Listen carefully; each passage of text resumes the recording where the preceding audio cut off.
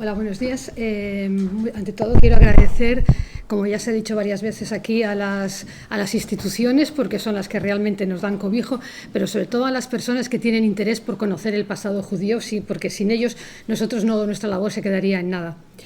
Mi trabajo procede de una tesis doctoral que defendí en el año 2002. Sí. Son muchos años de trabajo y hoy me han encomendado hablar de los judíos de Orense, Allariz y Monterrey, con lo cual para mí es un gran honor, porque lo de Orense es lo más fácil de hablar, porque como veréis es donde más documentación se conserva. Hay que tener en cuenta a la hora de hablar de los judíos y de la documentación gallega que no nos ha quedado ningún documento en hebreo. La única excepción es la Biblia Kennicott, que hay varios que se conserva en la Universidad de Oxford, pero que hay varios facsímiles en Galicia visitables fácilmente, y es el único documento junto con una carta que no está localizada en Valladolid, que una mujer reclama una dote y dice que presenta la escritura en letra judía. Son las únicas referencias que hay sobre documentación en hebreo. Por lo tanto, todo lo que nos queda es desde la visión cristiana, con lo cual ya tenemos una información un tanto sesgada.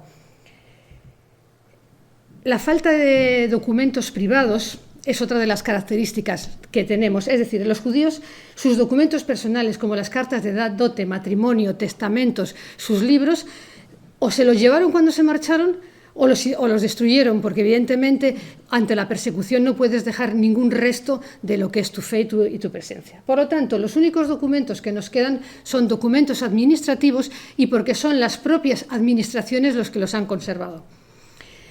Habitualmente se suele decir que todos los judíos eran recaudadores de rentas, administradores. No creo que fuera todos los judíos, sino que nos han quedado muchos documentos, porque esos procesos eran muy largos y algún punto de ese proceso se ha conservado. Por ejemplo, para recaudar las rentas se subastaban ante el rey, quedaría ya una copia en la contaduría. El que consigue la renta vendría al ayuntamiento a cobrarla, habría una copia. Después se daba, el concello autorizaba otra copia, se daba pregón, otra copia, se recogía el dinero. Había deudores, otra copia. Entonces quiero decir que no tenemos nunca todo el proceso completo, pero sí partes de ese proceso, por lo cual parece que hay mucha documentación sobre judíos recaudadores cuando realmente no hay más que en otras partes de España. Se conservan también los libros de notarios. Los notarios, hay dos tipos de notarios, apostólicos y civiles, digamos. Los civiles eran los notarios de los concellos que tomaban nota en las reuniones de los ayuntamientos, de los concejos, de lo que allí se acordaba. Entonces son una fuente de información sobre lo que ocurría en el pueblo.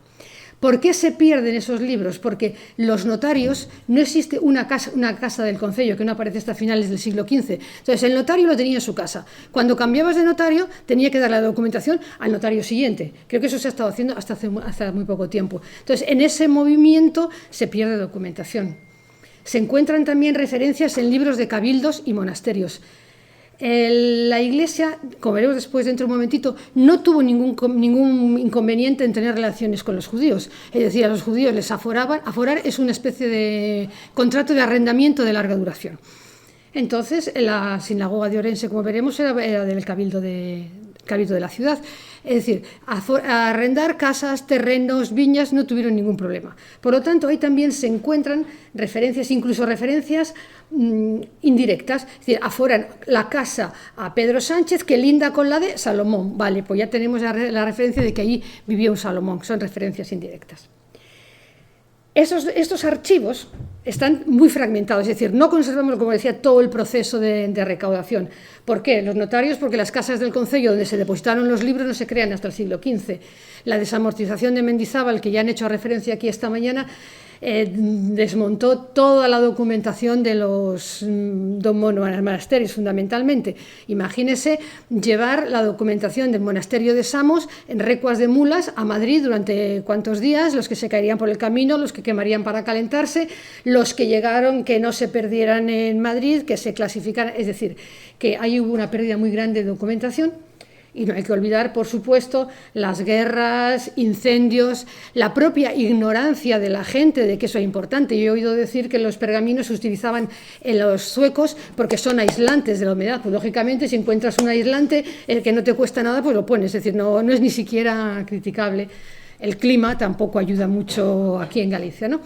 Entonces, todo esto permite tener un conocimiento en lo que a fuentes y bibliografía se refiere muy limitado.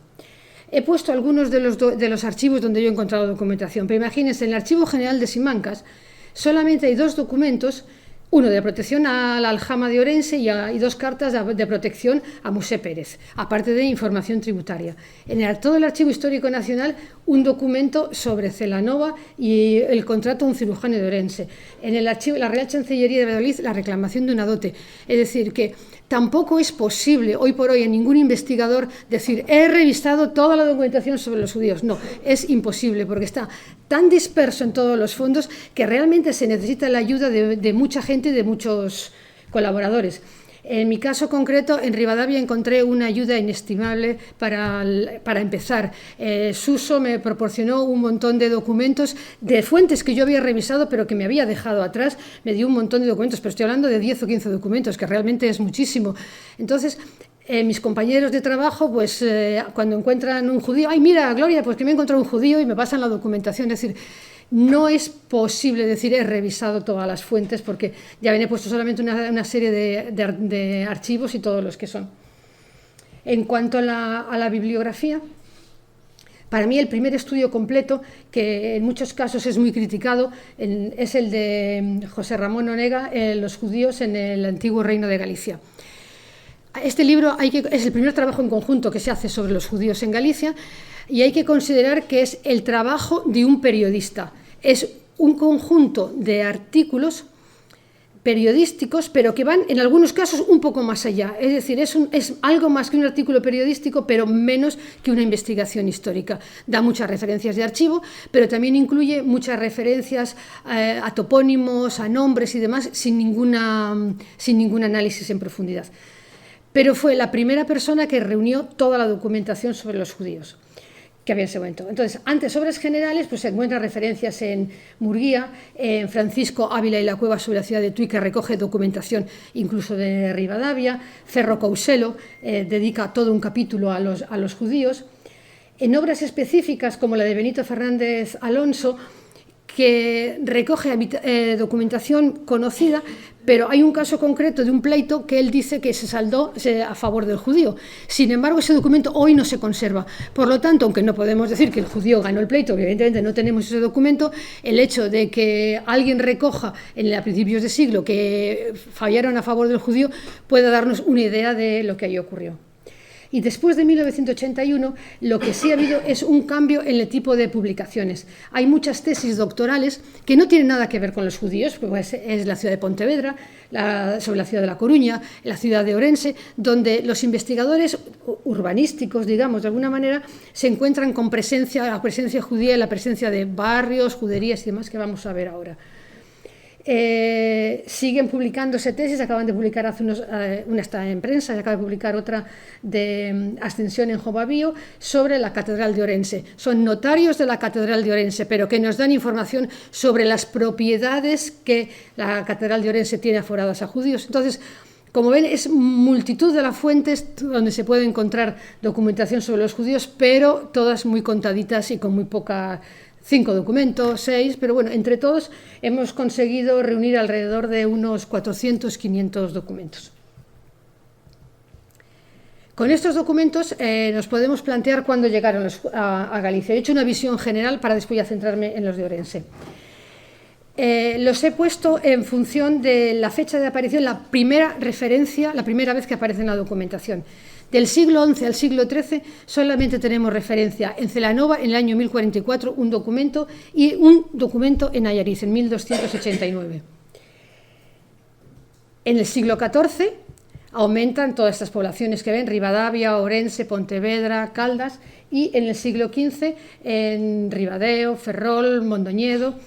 No quiere decir este mapa que en todas estas comunidades, en todas estas ciudades o villas, haya una comunidad judía, ni que se hayan mantenido a lo largo de toda la Edad Media. Simplemente son ciudades donde en algún momento ha habido una comunidad o ha habido un judío. En el caso de Celanova, por ejemplo, solamente hay una referencia de 1044 y no vuelve a haber ninguna más. En el caso de Ribadeo, hay una referencia de que se vende una casa que había pertenecido a Moisés y a su hijo Salomón. Se acabó, no hay más sobre los judíos de Ribadeo. Pero bueno, que de alguna manera es en qué puntos de Galicia ha habido presencia judía en algún momento de la Edad Media. En el siglo XV, la población judía estuvo sometida a tributación continuamente. Todo el mundo en la Edad Media estaba sometido a tributación. Los judíos y árabes pagaban un tributo especial que se llamaba servicio y medio servicio. En el caso de los judíos se repartía en función de la población que tenía esa ciudad y era repartido por las propias autoridades judías. Entonces suponemos que de alguna manera conocían bien qué cantidad de personas había en esas comunidades. No aparecen nunca como comunidades aisladas. No aparece A Coruña, Orense, sino que aparecen en bloque. A Coruña con Betanzos y Ribadeo. Les acababa de comentar que en Ribadeo solamente tenemos la referencia de una casa que habían vendido. Sin embargo, el hecho de que las autoridades judías digan que cotice junto con A Coruña y Betanzos significa que, aunque no tenemos documentación, había una presencia judía lo suficientemente importante como para tener que cotizar. Orense cotiza con Monforte, Allariz y Ribadavia, y Bayona lo hace con Tui, con las cantidades que ven abajo. Se ve que excepto en el año 1464, que no sé por qué expresamente ese año las cantidades de la cotización está disparada, el resto se mantiene en una tónica parecida.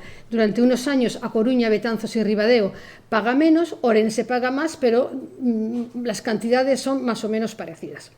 El caso de Tui, sin embargo, Bayona y Tui se mantiene, desaparece a partir del año 1485, pero ya desde 1482 Tui no se recoge en la referencia, solamente habla de los judíos de Bayona. No quiere decir esto que no hubiera, no quiere decir es por qué un año se recauda más y otro año se recauda menos, pues supongo que de las necesidades de las comunidades, es decir, no es algo absolutamente directo. Pero este sistema de recaudación nos permite saber una cierta aproximación al número de familias sujetas a tributación. ¿Por qué? Porque se sabe que tenían que pagar 45 maravedíes por familia o varón mayor de 21 años. Por lo tanto, si las cantidades a pagarlas las dividimos por 45, podemos hacernos una idea del número de familias que había. En el año 1464, que insisto es el que mayor tributación tiene, habría en todo Galicia unas 195 familias, insisto, sujetas a tributación. Posiblemente, y lo vamos a ver, habría judíos viviendo, pero no sujetos a tributación, que va descendiendo, pero progresivamente hasta los últimos años, donde solamente hay 33 familias. Del grupo de población que a mí me toca hablar esta mañana, Orense, Monforte, Allariz y Ribadavia, aquí también tenemos otro problema, y es que está mencionando a 4 poblaciones. La frase en concreto del documento dice: los judíos de Orense con Monforte, Allariz y Ribadavia. Podríamos interpretar que Orense es la capital más importante y las otras que estarían dependiendo de ellos. ¿En qué proporciones? Pues eso yo ya no lo puedo decir.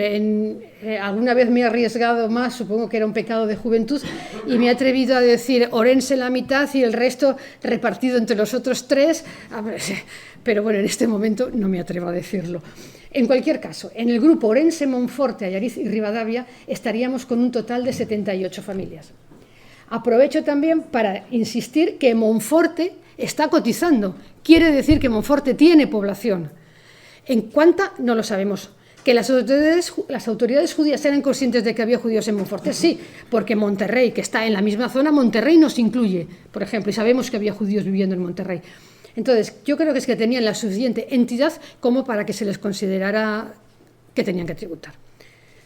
Por lo tanto, insisto, el hecho de aparecer en estos censos significa que tenían que tributar, que existían, claro. La lástima es que solamente se conservan de estos años. No es un problema que yo no haya elegido más años, sino solamente que se conservan estos 10 años. ¿Dónde vivieron? Tenemos 3 conceptos. Yo considero que hay 3 conceptos. que por eso quizás es lo que decía el compañero de Monforte. Vamos a ver, por judería se entiende una zona cerrada, protegida, donde viven exclusivamente judíos. En las juderías del Mediterráneo se veía claramente que tenían una puerta donde por la noche no podían salir. Yo no sé si eran medidas de protección de los judíos o de los cristianos, la verdad me da exactamente igual. Barrios judíos serían zonas donde vivían mezclados judíos con cristianos, que es la mayoría de las ciudades de Galicia. Vamos a ver ahora en Orense cómo estaban desperdigados por toda la ciudad. Y después hay otros casos que están dispersos por todo el recinto urbano, que para mí personalmente es el caso de Tui. Con la documentación del siglo XV, estoy de acuerdo con Suso que yo no tengo documentación anterior al siglo XV. Por lo tanto, en el siglo XV viven por estas calles que ya le señaló él, pero sin que parezca que haya una agrupación en torno a una calle preferida. Está en otro color puesto, no sé si se nota, sí, la aljama. Quiero hacer la distinción entre judería y aljama porque hay veces que se utiliza como sinónimo. La judería es la zona física, la zona urbana donde se instalan los judíos, la parte de la ciudad. Sin embargo, la aljama es la institución jurídica que los acoge. Sería el concepto de ayuntamiento, pero ayuntamiento con su alcalde, sus concejales, o sea, una cosa es la institución jurídica, que es algo intangible, que no existe, que en este caso estaría formado por el Consejo de los Ancianos, el Tribunal de Justicia y la sinagoga, en el concepto de entidad religiosa, no la iglesia o la casa física donde estudian. Entonces, distinguir claramente que juderías es el espacio físico, mientras que aljama es la institución jurídica que los acoge. Entonces, en ningún caso son sinónimos, son dos cosas diferentes. Vamos a hablar entonces de qué juderías hay. Judería entendida como una parte aislada, donde los judíos no podían salir y donde los cristianos no podían entrar. Se produce nada más en Ayariz en el año 1289, cuando las autoridades municipales, se reúnen todas las municipales y las religiosas, convocan a su presencia a Ismael, que es el judío mayor de la comunidad. El judío mayor es el representante de la comunidad, para decirle que se tienen que apartar a vivir a la judería, está marcado en otro color, que ha dicho judío mayor ni su gente, troquen, moren en vivienda fuera de la judería, ni no en las otras rúas donde viven los cristianos. Es decir, se prohíbe a los judíos salir de la judería ni para comerciar ni para vivir. Y abajo, en ningún cristiano morará la judería. Es decir, hay una separación física radical entre las dos partes. El hecho de que se les mande a vivir directamente a la sudería y no se diga qué es la sudería, a mí me da a entender que es una zona conocida por todos. Es decir, si a mí me dicen que me vaya a vivir a la Sarabia, por ejemplo, en Tui no va a llamar la atención a nadie, no va a hacer la Sarabia es esta zona, pero si vengo de Vigo, y pues tendré que decir, ¿y dónde es la Sarabia? O si realmente deciden crear un barrio nuevo, tendrán que decir que lo veremos como ocurre en Orense. El barrio nuevo es decir, que se vayan a vivir a esas casas que se han creado nuevas en tal sitio, ¿no? Sin embargo, el hecho de que se diga judería, que se vayan a vivir a la judería, a mí me da la sensación de que en este momento ya existía una zona donde o mayoritariamente vivían los judíos o ya vivían permanentemente. No creo que durara mucho porque en el siglo XV hay judíos viviendo en la Plaza Mayor. Entonces creo que fue solamente un acto se produce en un contexto de gran revuelo europeo, donde hay muchas persecuciones. Los judíos de Inglaterra acaban de ser expulsados los judíos también de Francia, de diferentes zonas de Francia. Entonces es un momento como de gran antisemitismo. Entonces, pues que los judíos se vayan a vivir allí y no molesten y no salgan. ¿Por qué no se les expulsa y se les deja vivir dentro de las murallas? Los judíos son propiedad del rey, propiedad como pueden ser sus caballos o sus muebles. Entonces, no hay ninguna institución, ni religiosa, ni civil, que pueda expulsarlos, porque si los atacan, realmente están atacando al rey. Y evidentemente, ante eso les tendrían mucho cuidado. Por lo tanto, esa es la razón, según también insisto en mi forma de ver, porque las juderías están siempre dentro de las murallas, pero en las zonas peor de la ciudad. Es decir, los tengo que tener protegidos porque no me queda más remedio, pero que se vayan a vivir a las zonas más alejadas del centro. En Orense, que les digo que es donde más información tenemos, el barrio judío existe en tanto en cuanto son zonas donde conviven cristianos y judíos. El uno es la catedral, si conocen un poco Orense, ven que están desperdigados por toda la ciudad, pero fundamentalmente donde se documentan más judíos viviendo en la Rúa Nova. Es la actual calle Lamas y Carvajal. Hay documentación a lo largo de todo el siglo XIII y siglo XV de judíos viviendo en la Rúa Nova.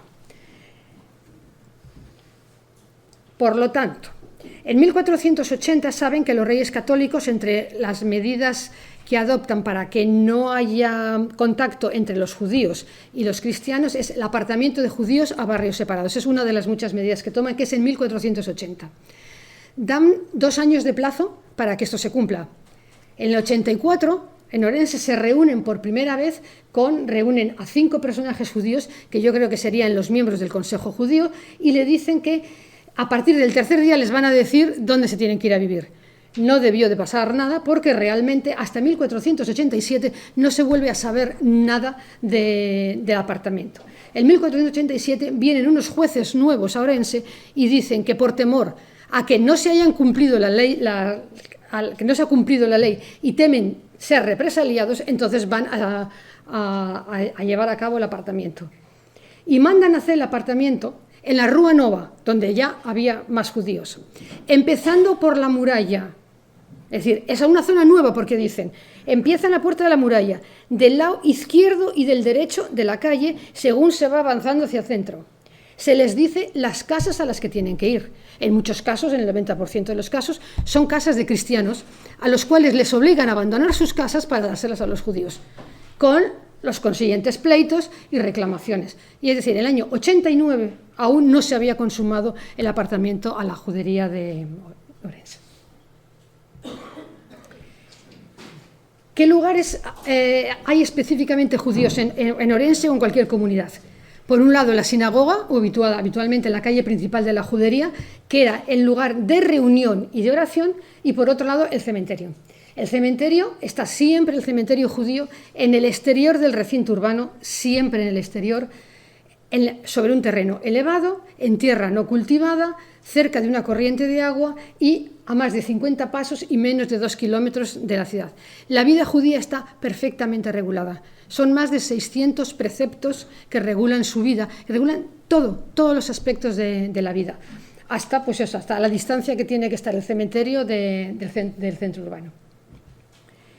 Las sinagogas, como ya han apuntado antes mis compañeros no tienen nada que ver con las sinagogas como la de Córdoba o la de Toledo.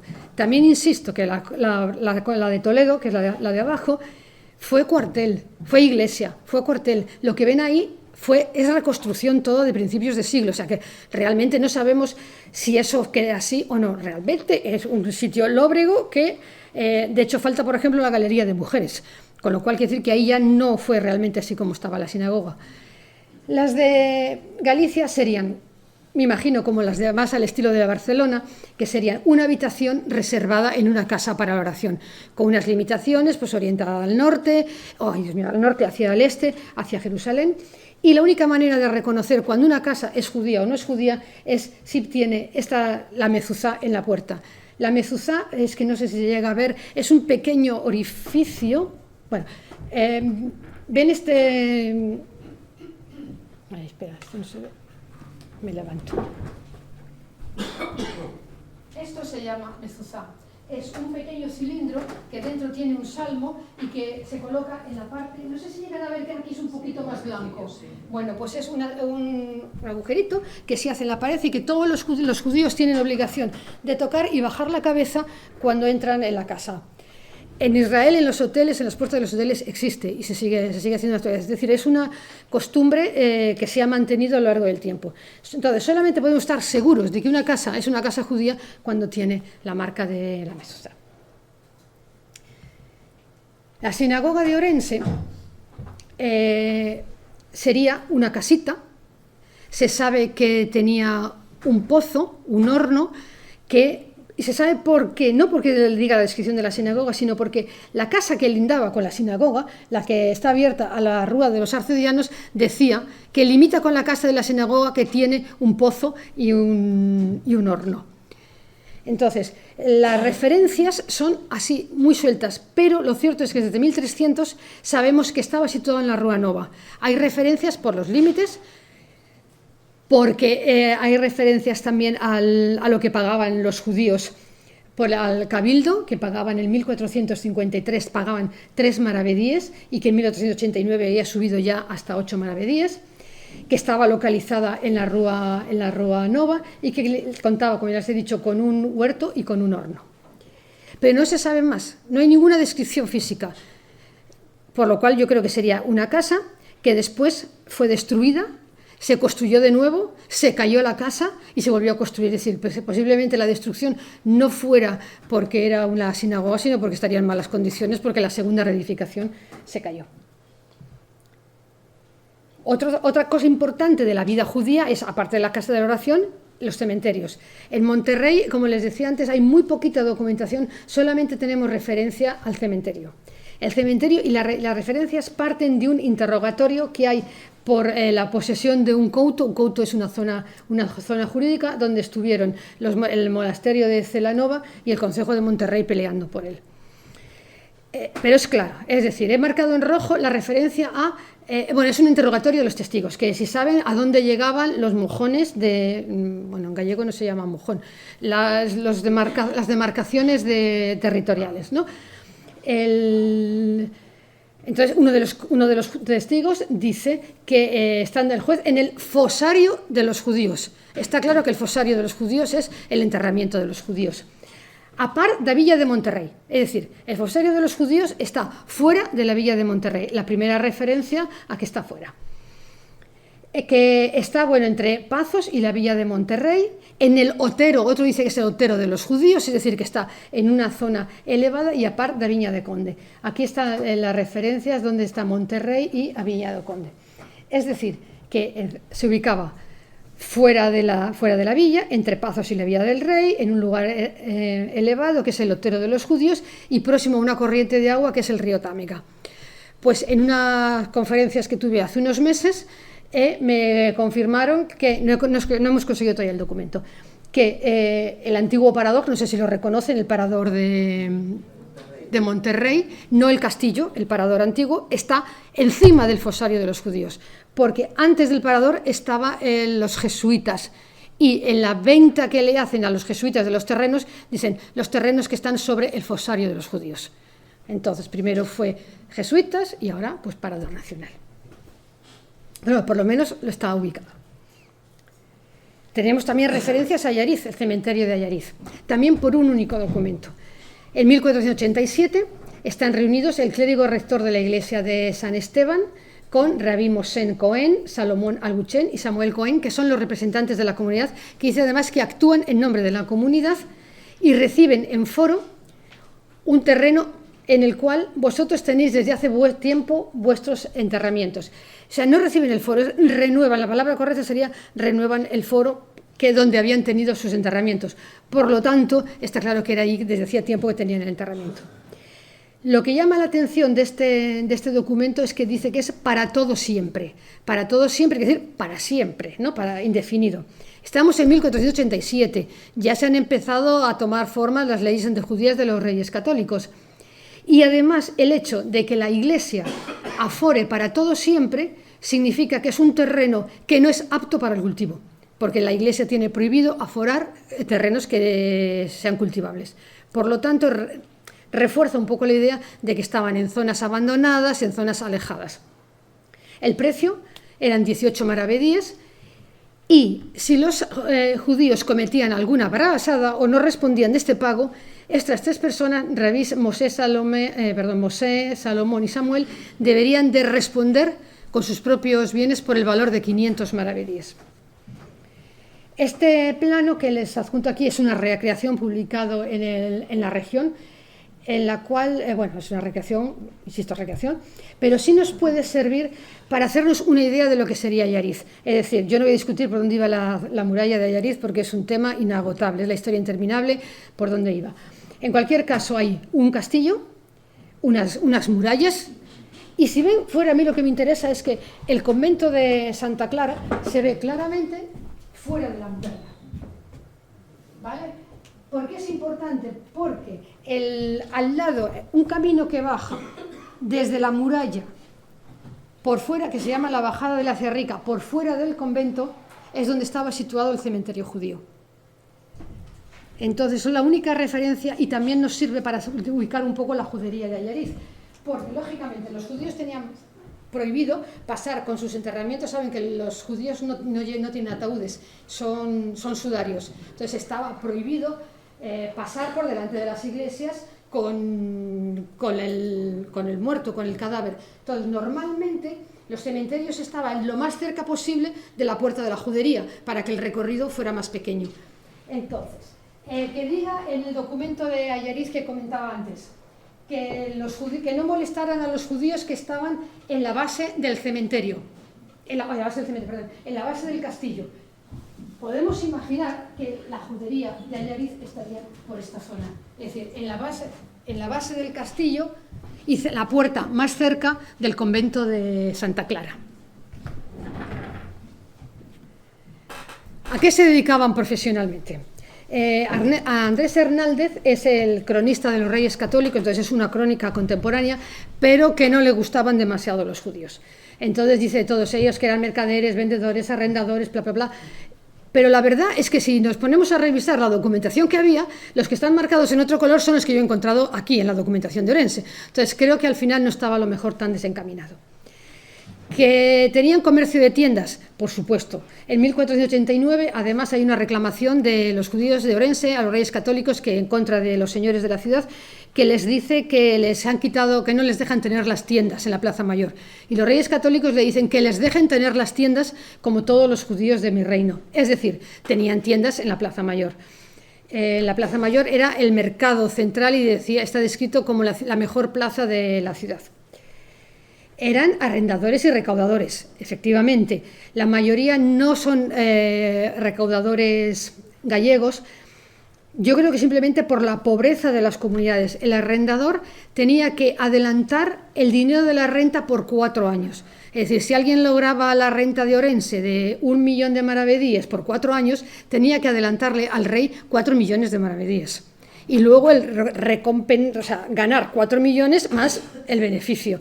Es decir, entonces tenían que ser grupos adinerados y grupos fuertes económicamente hablando. En general es gente de fuera, que son compañías, grandes grupos de holdings de la recaudación, digamos. Tenemos la presencia de Mosé Pérez, su hermano Judá, del cual sabemos que cambió el nombre y se llamó después Luis Alonso. Es uno de los casos que se puede decir claramente que se ha convertido antes de 1492. También trabajan con las casas nobiliarias. Antonio habló antes de Abraham de León, Judá Pérez y los hermanos Judá y Mosé Pérez, que trabajan al servicio del conde de Santa Marta de Ortigueira, el conde de Rivadavia, Juan Pimentel. Hay artesanos, sastres, zapateros, tejedores. Anselmo López Carreira dice que un armeiro, no sé exactamente la traducción, si es una persona que hace armas, no sé, me suena un poco raro, pero bueno, esa es la traducción. Una hornera, que es testigo en un pleito entre judíos. Plateros, que es la segunda profesión mejor documentada de las que hay en Galicia. Aparte de los plateros de Tui, pues hay todos estos que ven ahí. Profesiones liberales, como médicos, veterinarios, especieros, prestamistas, etc. Es decir, todas las profesiones que Andrés Bernaldez decía que ejercían los judíos, se ve que efectivamente los ejercían. Quiero decir también que se tiene la idea del judío rico, del judío, pues eso sí, adinerado, con joyas. Bueno, yo creo que había de todo. Lo que pasa que, como siempre, solamente se ve un grupo social. Imagínense, Tui, Rivadavia, en el siglo XV, un sastre judío que nace de una familia judía, pues bueno, pues tendría sus ceremonias en la sinagoga, se casaría, tendría sus hijos, ejercería su profesión, y si esa persona no ha tenido ningún problema con la autoridad, no ha tenido que alquilar su casa, esa persona se muere y desaparece de la documentación. Es decir, ¿quiénes nos han quedado en la documentación? Los recaudadores. ¿Por qué? Porque la administración ha conservado esos documentos, pero no quiere decir que todos fueran recaudadores, que todos fueran plateros. ¿Por qué salen los plateros? Porque los plateros tienen pleitos, la gente les reclama prendas, le reclama el Cabildo de Tui, les encarga hacer una cruz. Es decir, salvo que la administración dé referencia sobre ellos, es muy poco lo que se sabe de los artesanos o de los médicos. Pues en una profesión, el médico de Orense, hay una referencia en un censo que se menciona a su mujer, judía, mujer do físico que se morreu. O sea, lo único que sabemos es que se murió, el pobre. Y se sabe porque a su mujer le obligan a pagar y a ella le identifican por el nombre del marido. Punto, no hay más. Hay otro que es un cirujano, que ese es un poco más simpático, diría yo, porque es un cirujano que contratan, yo creo que es del Cabildo, ¿cómo voy de tiempo? Que es el Cabildo, yo creo que es un canónigo que está a morrer, dice directamente el documento. Entonces lo contratan para que vaya a intentar salvarlo y se reúnen en las casas del Cabildo, porque insisto que hay demasiadas referencias a que podía ser de alguien de la catedral. Y el judío se compromete le van a pagar 2 libras. Los ungüentos, o sea, las medicinas, las hace un cristiano por orden del judío, porque los judíos tenían prohibido atender a los cristianos, pero cuando nos estamos muriendo, pues casi que no importa demasiado quién hace la medicina que nos va a salvar. Entonces buscamos el subterfugio y decimos, bueno, vale, yo le digo al cristiano cómo lo tiene que hacer, lo hace el cristiano, por lo tanto le puedo aplicar la medicina. La condición es que si se lo sana, le pagan 2 libras. Si se muere, le pagan 1 libra y la otra si quieren. Y si él se tiene que marchar entre las 2 semanas, tiene que dejar las medicinas suficientes para esas 2 semanas hasta que vuelva otra vez. No sabemos si se murió o no se murió, porque ahí se acaba el documento. Pero salvo que la catedral, que yo os insisto que era un personaje importante, guarde ese documento, no sabemos siquiera de dónde era. Sabemos que se llamaba Judá, pero no sabemos absolutamente nada más de él. De los veterinarios, yo asumo que son veterinarios por el apellido Albeitar, pero simplemente son sus nombres aparecen en unas derramas que hace el ayuntamiento para pagar unas deudas. Entonces, como vecinos judíos tienen que pagar. Entonces dices, Moshe Albeitar, bueno, pues posiblemente sería veterinario. Y el especiero, Moshe Especiero, se sabe de su existencia por un foro que limita con la casa de Moshe Especiero. Punto. El especiero es el farmacéutico, el que hacía los ungüentos y las medicinas. Prestamistas, claro que hubo. Pero aquí tengo que romper una lanza a favor de los judíos. Había tanto prestamistas, judíos como cristianos. Prestaban tanto los clérigos, los abades, los monjes, los hidalgos, como prestaban los judíos. Es un momento donde, a partir del siglo XIII, digamos que se desarrolla el fenómeno urbano y hace falta dinero, cambia la sociedad. Pasamos de una sociedad autárquica, donde cada uno se producía para sí mismo, a una sociedad urbana como conocemos hoy en día. Hace falta, florece el comercio, porque las mercancías tienen que moverse. Empieza a florecer, digamos, las riquezas, es decir, hay plateros en un número considerable. Es decir, se forma un poco el mundo urbano como lo conocemos ahora. Y la gente necesita, en momentos determinados, necesitan dinero. Normalmente en Orense, son el momento antes de la cosecha. Es decir, si necesitas jornaleros o necesitas comprar capazos para las vides o necesitas cosas, las necesitas justo en el momento de la vendimia, no las puedes comprar 2 meses después. Entonces, si necesitas dinero, en ese momento no te queda más remedio que recurrir a un prestamista.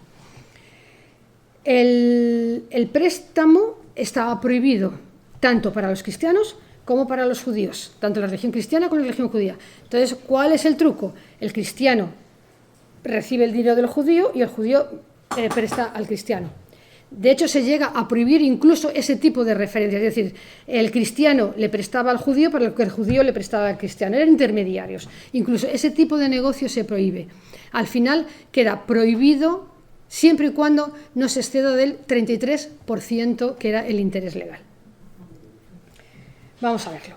En Monterrey, uno de los pocos documentos que hay junto con el cementerio que les expliqué antes, se conserva este documento. La fecha es importante, es 1315. Se ve que aquí un hermano de un sacerdote, Fray Domingo, le debe a don Jacobo, o sea, le debe a un judío 25 maravedíes por un lado. Y el 5 de abril, o sea, ahí los he puesto al revés, bueno, es igual. El 5 de abril le debía otros 45. Por lo tanto, está claro que le debe 70 maravedíes, ¿vale? El juez dice que los cuales 70 maravedíes montan a 4 por 3. ¿Qué significa esto? 4 por 3 significa que el deudor deberá pagar 4 maravedíes por cada 3 prestados. Es decir, tiene un maravedí de interés. ¿Qué significa? ¿Cuánto supone un maravedí de interés sobre 4? Pues aplicando la fórmula del interés, que es capital por rédito por tiempo partido por 100, simplificamos esas oposiciones, es decir, tenemos de interés 1, que es un maravedí, capital, que es lo que ha prestado, 3. Para calcular R, que es el rédito, bueno, hacemos la simplificación y queda que el interés, el rédito es el 33,3% aplicado. Esto es lo que se reconoce en la ley, no es nada ilegal. Pero, sin embargo, tiene que pagar 93 maravedíes. Es decir, los 95 más 45 hacían 70 que habíamos visto que debía. A esos 70 se le aplica el 0,33%, o sea, multiplicamos por 0,33, que es la manera de aplicar el 33%, y tenemos que tiene que pagar 93 maravedíes, a los cuales le suma el valor del centeno, que yo eso ya no tengo ni idea de cómo podría ser, tiene que pagar 110 maravedíes. Vale, insisto, es que esto es antes de 1315, es decir, estaba permitido el interés a los judíos, el préstamo a los judíos siempre y cuando no superara el 33%. ¿Qué ocurre? Que en muchos casos el interés no estaba claro. En 1380 se prohíbe directamente cualquier tipo de préstamo. Se prohíben los préstamos, con interés o sin interés. Pero efectivamente la gente sigue necesitando tener dinero, dar dinero. Entonces lo que se buscan son otras fórmulas para camuflar el interés. Una de las fórmulas es incluir los intereses en la cantidad prestada. Imagínense, en este caso que tenemos aquí, en vez de decir que le ha prestado por un lado 25 y por otro 45, que serían 70, podemos decir directamente que le ha prestado 110 maravedíes. Y el otro se compromete a devolverle 110 maravedíes. Por lo tanto, yo devuelvo lo mismo que me han prestado, préstamos sin interés. Otra fórmula es, y esto lo hay mucho en Orense, es camuflarlo con un producto. En Orense se hace fundamentalmente con vino. Entonces, los prestamistas no dejan devolver nunca el dinero, sino cantidades de vino. Por tantos litros de vino. El prestamista, lógicamente, sabe cuánto va a valer el vino. Además, dice, el vino que tiene en sus viñas. La viña era el nombre de la viña, o sea, que el prestamista sabía perfectamente las calidades del vino, por lo tanto sabía cuánto iba a valer ese vino. Normalmente dice vino de septiembre, a valor de septiembre. En septiembre es cuando ya no hay vino, es decir, está la nueva cosecha, pero la cosecha anterior el vino ya no estaría en muy buen estado, ¿no? Por lo tanto, se buscan otras fórmulas para suplir esto. Los cristianos hacían exactamente igual. Si leen el libro, en Orense no hay documentación, pero en Pontevedra, el único libro de notario, que es de 1432 a 1434, hacen lo mismo con sardinas, nobles, clérigos, abades y demás. Es decir, el dinero era una necesidad en el momento y por lo tanto había que buscar fórmulas para conseguir el dinero. Antes de la expulsión de 1492, los reyes católicos tomaron otra serie de medidas. Muy brevemente quiero explicar que los reyes católicos no son originales en lo que organizan. La creación del Tribunal de la Inquisición, el apartamiento de los judíos, no es una idea inicial. ya desde la época de los romanos, desde los primeros siglos del cristianismo, la Iglesia, la doctrina de la Iglesia es proteger a los judíos. Los judíos son un símbolo de que Jesucristo existió, son testigos de la verdad, y aunque merecían morir por haber matado a Jesucristo, y de cuenta cómo han dado la vuelta a la historia, es decir, porque realmente los que mataron a Jesucristo no fueron los judíos, sino que fueron los romanos, pero bueno, se arreglan para acusar a los judíos de deicidio, de que son ciegos porque no reconocen que ha venido el Mesías. Es decir, hay una serie de tópicos, de mitos que ya se forman en los primeros siglos de la cristiandad y que van a ir avanzando a lo largo de toda la Edad Media. La Iglesia lo que ordena, digo muy rápidamente, es pueden vivir con los cristianos, tienen que mantenerse en un nivel inferior a la religión cristiana, no los podemos expulsar ni por supuesto matar, lo único que podemos hacer para obligarlos a convertirse, a la conversión tiene que ser voluntaria. Lo único que podemos hacer para que se conviertan es hacerle la vida difícil. Entonces, bueno, pues ahora no podéis utilizar los baños con los cristianos, no podéis ir al mercado con los cristianos, no podéis ser médicos, no podéis tener cargos oficiales. Entonces, irle dificultando la vida para que al final digan, bueno, pues mira, es mejor que casi que me convierto y entonces voy a tener una vida más fácil. Es una postura que se mantiene en todos los reyes. Lo que pasa es que los reyes católicos sí son capaces de articular el sistema para lograr la expulsión. La Inquisición había existido antes. Juan II ya había tenido Inquisición. Los reyes anteriores ya habían tenido ya tribunales de la Inquisición. ¿Cuál es la diferencia? Que la Inquisición dependía de la Iglesia solamente y la Iglesia no tenía capacidad de organización. Los reyes católicos lo que consiguen es que la Iglesia le dé autorización a ellos para gestionarla, y son los propios reyes los que gestionan, los que crean el Consejo de la Inquisición, la dotan de medios, la dotan de personal. Entonces por eso la Inquisición puede ir arriba. Y también porque en el momento del reinado de los reyes católicos, lo que es el reino de Castilla en general está ya configurado, es decir, en los reyes católicos queda solamente el reino de Granada, parte del reino de Granada sin conquistar, es decir, que ya había una unidad monárquica, digamos, en el sentido más amplio de la palabra. En 1480 apartan a los judíos a vivir a barrios separados. Ya les he comentado antes que en Inglaterra y en Francia lo estaban haciendo en el 1290. No se lleva a cabo en la mayoría de las ciudades. La siguiente medida que toman es expulsar a los judíos de Andalucía. Los reyes hacen un viaje a Sevilla y se encuentran que en Sevilla estaban conviviendo judíos y cristianos, mezclando tradiciones, empiezan una política para intentar convertirlos, no consiguen sus objetivos y al final deciden expulsarlos. Como consecuencia de estas medidas de apartamiento y de expulsión, mucha gente se convierte, con fe o sin fe. Yo eso no lo puedo saber, no creo que lo podamos saber nunca, pero sí da lugar a un nuevo concepto. O sea, va desapareciendo el judío y va apareciendo el cristiano nuevo versus cristiano viejo. ¿Cuál es el problema que genera el converso o el cristiano nuevo? Que en tanto judío no tenían derecho a muchas cosas, en cuanto cristiano tienen los mismos derechos que los cristianos. Pueden acceder a profesiones, pueden acceder a los gremios. Los gremios no podían acceder porque estaban bajo un patrón. Pueden acceder a la hidalguía y a la nobleza, cosa que estaba prohibida a los judíos. Por lo tanto, se forma ahí realmente un quiste mucho mayor que el de los judíos, porque los judíos no tenían muchos derechos que sí adquieren ahora cuando se convierten. Finalmente, en 1492, se firma el edicto de expulsión, o llamado también edicto de Granada, y apenas tenemos documentación de qué ocurrió. Sabemos que en Tui, como comentó Suso, hay varios que venden su casa. El más claro es Salomón, que dice que la vende porque salía de esta tierra. El Daniel también renunció a su casa.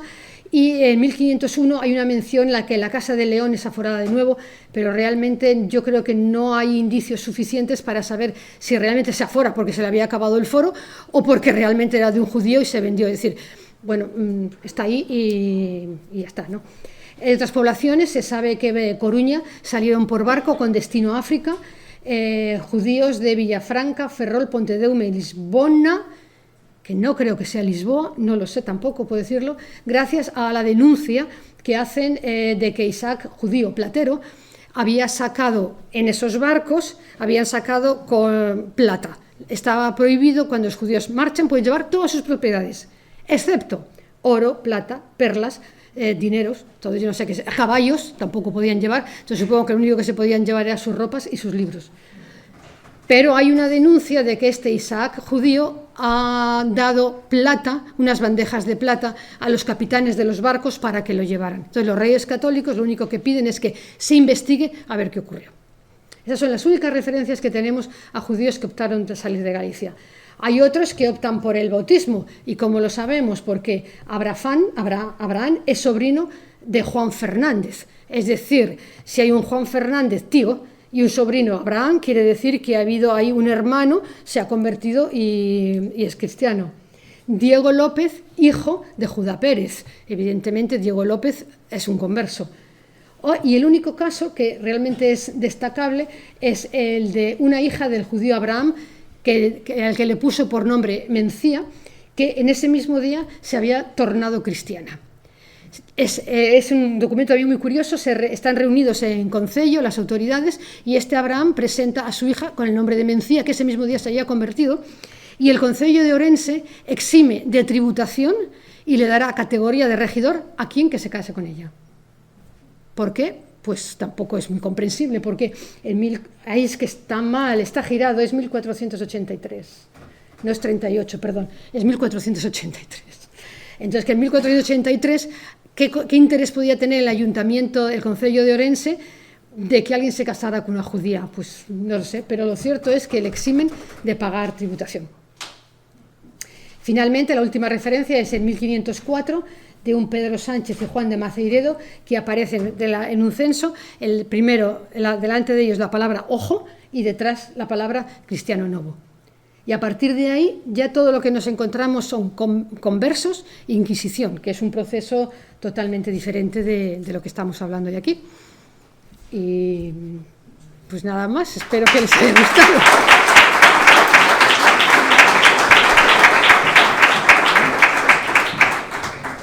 Muchísimas gracias, María Gloria Antonio Rubio, por su ponencia, muy interesante, como todas las que hemos escuchado esta mañana. Una pregunta, por favor, la podemos aprovechar, que yo creo que tenemos que aprovechar esta ocasión. Sí. Sí. Hola, es que no me enteré muy bien cuando... No me enteré muy bien cuando creo que era en Ayarí. Es que no sé si entendí. Que dijo, entendí que la Iglesia no podía aforar terreno cultivable a los judíos, pero que era para hacer... No, en general. ¿Cómo? En general. O sea, la Iglesia no puede aforar, salvo que sea para cultivo, tierras no cultivables. Vale, para cultivo. Vale. O sea, si una tierra es apta para cultivar, o posible, no puede ser aforada más que para cultivo. Vale. Vale, o sea que no, entonces esas tierras estarían declaradas, pues no, pues que sería un pedregal o no lo sé, entonces lo aforan para el cementerio, en este caso. Y la otra, lo de Orense, cuando dice que, bueno, ¿cómo era eso del vino de septiembre? Que en septiembre, como vale menos, se suponía que iban a ganar menos con el préstamo, pero que realmente se lo pagaban bien, o sea, era mentira, claro. No, el vino de septiembre es el más caro. El de septiembre es el más caro. Es el más caro, pues es que ya no queda. En septiembre no hay vino. Bueno, ya está peor, ¿no? Pero es el que hay.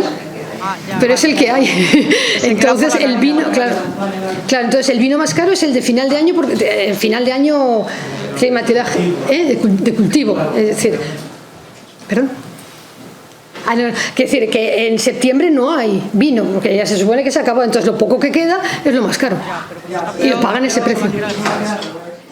Claro, porque lo pensamos con la mentalidad de ahora que tenemos botellas, que se conserva y demás. Entonces imagínense, bueno, el vino gallego hasta hace mucho tiempo, más de un año, ya no era bueno.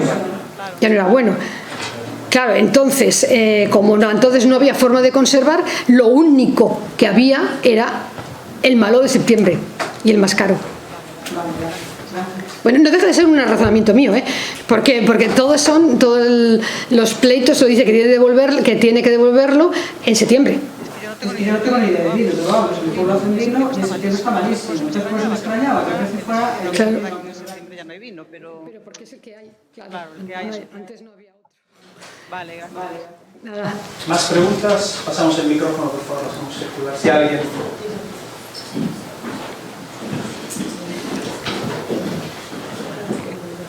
Sí, ahí atrás. Hola. Bueno, mi pregunta, decías que estaba el préstamo que estaba prohibido. Un poquito más alto, por favor. Cuando hablabas de que estaba prohibido el préstamo, te referías a que estaba prohibido el préstamo con intereses, ¿no? Siempre que se devolviera la misma cantidad que se prestaba, sí estaba permitido. Claro, porque eso no es un préstamo.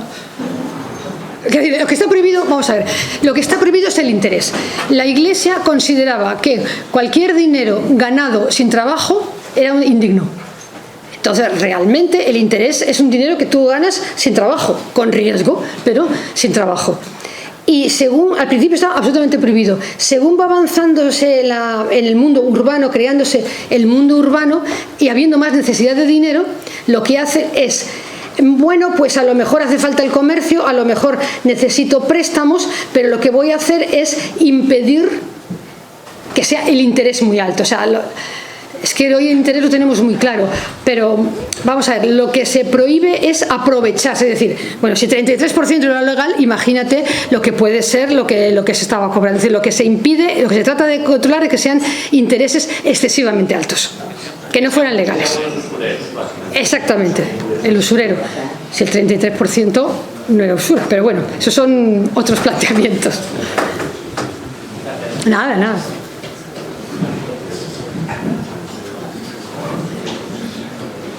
Más preguntas, tenemos el micrófono ahí.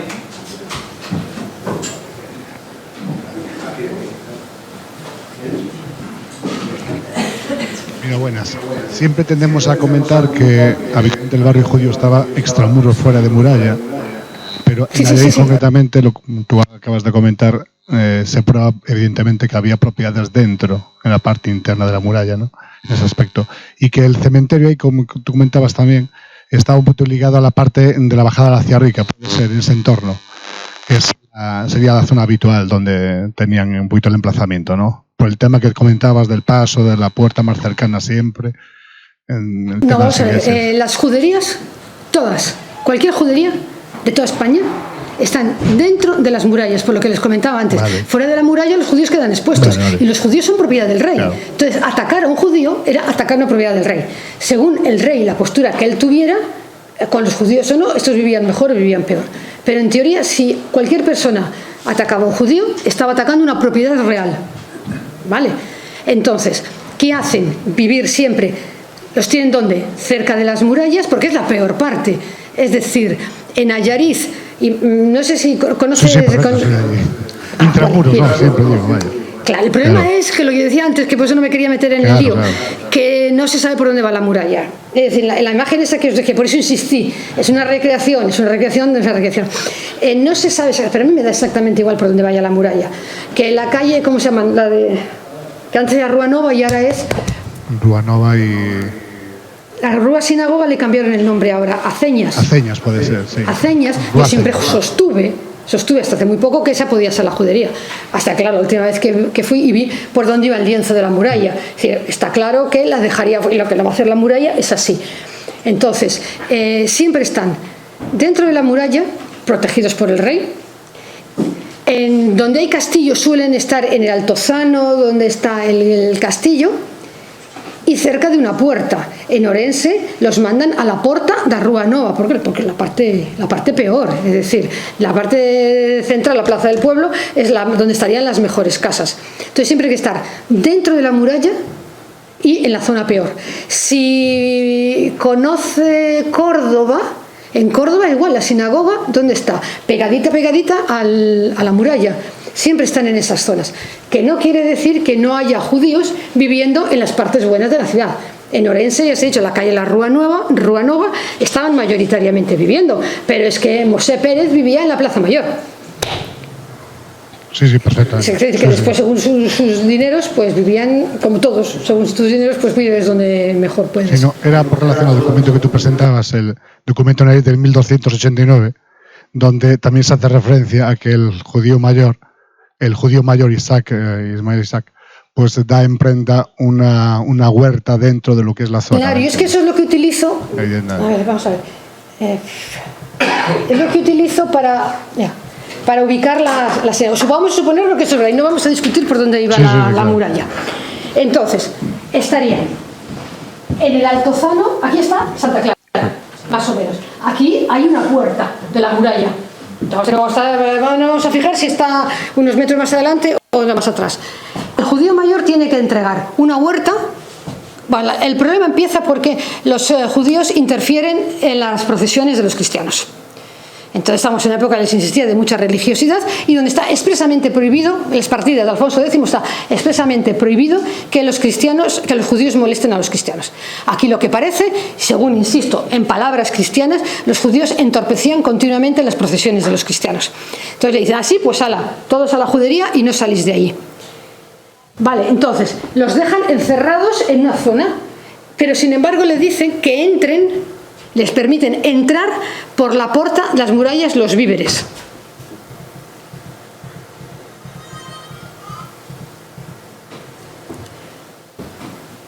Aquí está, entren os judeos en las puertas de la vila para la sudería.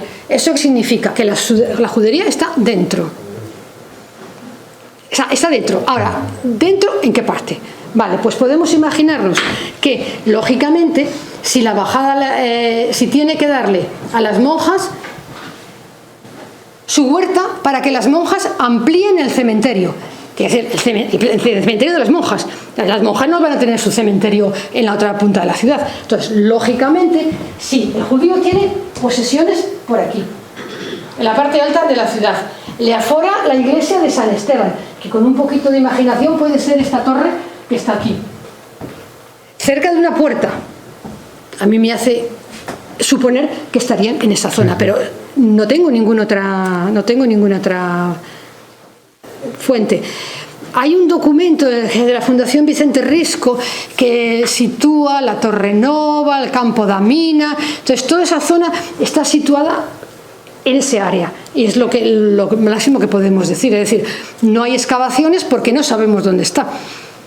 Que hayan quedado las tumbas después de 500 años y no se haya movido nunca, y además toda esa zona que ahora está totalmente construida, pues es imposible. No, los elementos son complicados, claro. ¿Perdón? Que los elementos lo que hay es complicado. Claro, es decir, por lo menos saber, pero el hecho de que cotice, que tenga cementerio, además hace suponer que era una población realmente importante. Claro. Importante dentro de lo que tienen las comunidades judías gallegas, claro, que no son la de Toledo, evidentemente. Más preguntas, si no vamos. Bien, magnífico broche, creo. Esta tarde seguimos. Un pequeño detalle para agradecer. Oh, muchas gracias.